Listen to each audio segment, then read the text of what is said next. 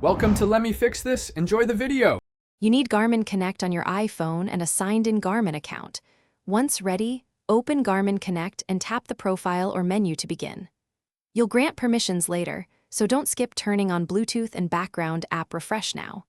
Make sure Apple Health is present and unlocked on the home screen. Once done, stay in Garmin Connect and find Health or Apple Health Sync in Settings. This starts the handoff that allows Garmin to send activity and health metrics into Apple Health. You'll now tap Connect to Apple Health and a prompt appears asking for permission.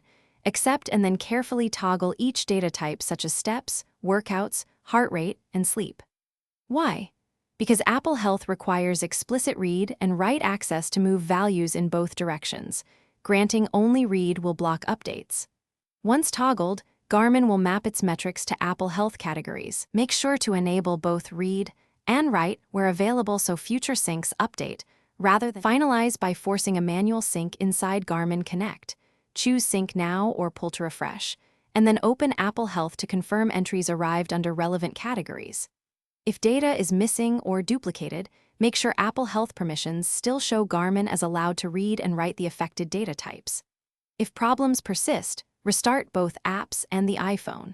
As a last resort, revoke permissions in Apple Health, unlink Garmin in the app, then reconnect. One key tip: toggling the specific metric permission often fixes stubborn sync issues quickly.